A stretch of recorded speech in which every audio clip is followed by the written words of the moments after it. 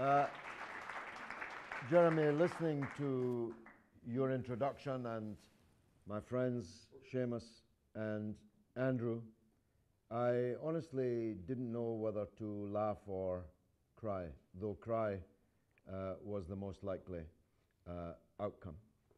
It is surreal to hear collated in this way everything that we in the anti-war movement predicted 13 years ago, almost to a T. Mr. Blair likes now to say that he has been surprised by the subsequent course of events. But that's just another lie, because he heard it from millions, even when they didn't know what they know now, that there were no weapons of mass destruction, that the entire thing was a tower of lies. But he heard it face to face, man to man from me outside the gentleman's lavatory in the library corridor of the House of Commons, to be precise. I told him that the fall of Baghdad would not be the beginning of the end, but just the end of the beginning. I told him there were no Al-Qaeda in Iraq, but if he and Bush invaded, there would be hundreds of thousands of Al-Qaeda in Iraq, that the extremists would descend like spores on the wounds that he and Bush were ready to open. I told him that if you invade and occupy Iraq with hundreds of thousands of Western soldiers in George Bush's crusade, extremism will cascade all over the world. Even, I said, in our own country, more than 2 years before it did on 7/7/2005. I talked about this Hydra at this point. Alistair Campbell, about whom more later, pulled him away because it was threatening to get physical. So it is surreal to me to hear you and Andrew and Seamus adumbrate the theaters of conflict. And I won't repeat most of them. But Seamus said that, or you did, Jeremy, welcome to this very secure building.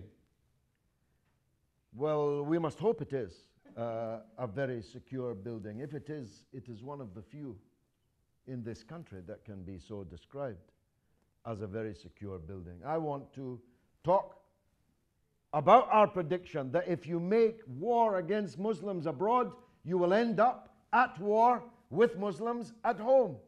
Nothing could be more certain. If you pump the air full of hatred of Muslims, Muslim leaders, Muslim countries, rogues, terrorists, do you expect the tabloid media and other sections of the media, do you expect the right, the racists, to make a distinction between that Muslim over there and the one praying in the mosque on my street, or who owns a shop or a restaurant just around the corner from me?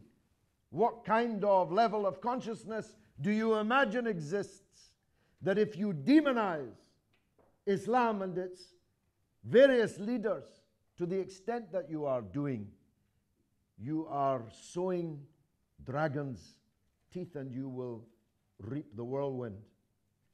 And we haven't yet, not since 2005.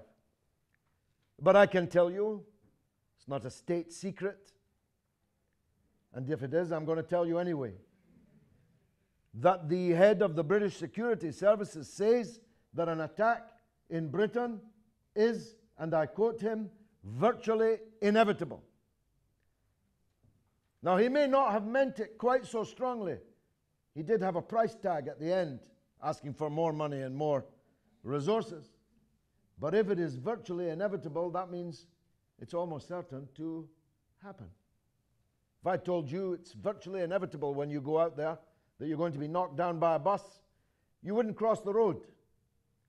So we must assume that he's telling the truth and that some kind of variant of these Paris atrocities is coming our way, which of course will add yet another twist, yet more hatred, yet more bigotry, yet more recruits for the extremists and the fanatics. So the wars that you are describing and discussing this evening have to include the war at home. It turns out that we have the opposite of what we need. We need smart, better intelligence. But we have fools, it would appear, in charge of our security. I just read The Guardian tonight that GCHQ has been busy hoovering up the emails of the journalists on the BBC, The Guardian, the Daily Mail, The Sun, Reuters, NBC, ABC. Did they think that there might be some jihadists working for the Daily Mail? Is this the use to which they're putting the money and resources that they have? They're spending billions. We don't know how many because it's a state secret. It's not revealed. But they couldn't keep track of the two fanatic murderers who decapitated Lee Rigby in broad daylight in a South London street. They have, again, I hope it's not a state secret, they have for the first time in British history dispersed the SAS across the country, no longer based in one place, Hereford, but dispersed around the country, because they believe that this attack, Mumbai-style attack, when it comes, will take place in what they call the provinces, rather than in London. And they need to have SAS soldiers nearby for a quick reaction. So this is a pretty disastrous situation that we face. And it is all, of course I'm not exculpating the actual murderers who should be in prison for 99 years, the people who killed Rigby. But that doesn't mean we can avoid telling the truth, as I told William Hague in the lift in this very building. I told William Hague, these two people who killed that soldier in South London, if they'd gone to Syria instead, you would have paid their airfare. You would have bought them the knives. Our policy of supporting from the 1980s until now, this day, David Cameron's just announced, we are going to be training moderate Islamists in Syria and hoping they don't defect to Al-Qaeda or ISIS as soon as we have trained them, like all the weapons we gave, which were immediately stolen by ISIS and Al-Qaeda. Our policy of building these Frankenstein monsters around the world is proof that they never read the novel Frankenstein to the end. For if they had, they would know that once you've built it, it's out of your control. That's why it's called a monster. Once you've created it, it will do whatever it likes. And that's exactly what has been happening. It's what happened in France. It's what happened in Belgium. And if the security services here are to be believed, it's virtually inevitable that it's going to happen here. One last point before I go to the Grimmond room, Jeremy. Somebody asked me today in an interview, what can we do to stop this radicalization? Should we ban WhatsApp? Should we stop these preachers of hate in tabloid speak?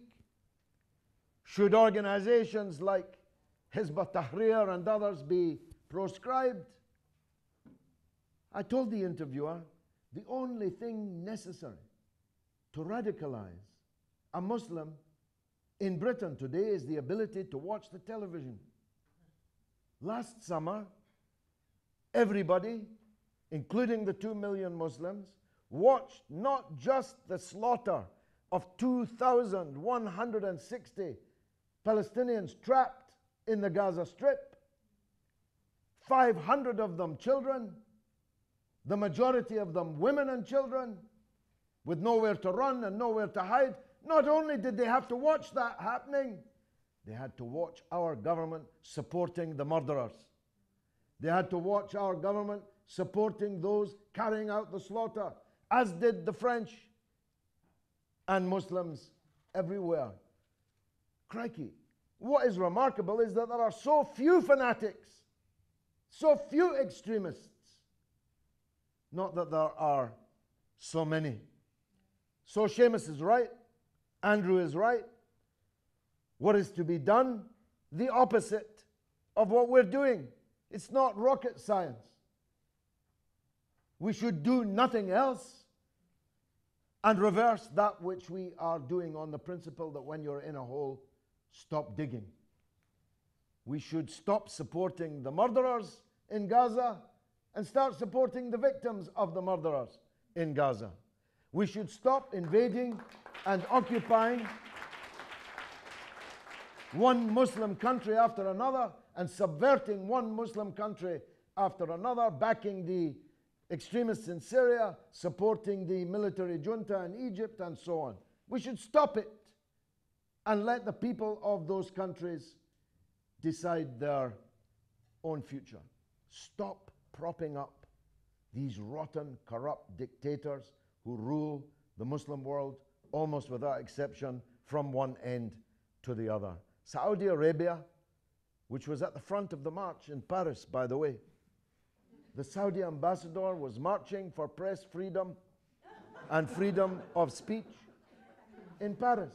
In the very week that they were lashing with a whip in public 50 times for the next 20 weeks.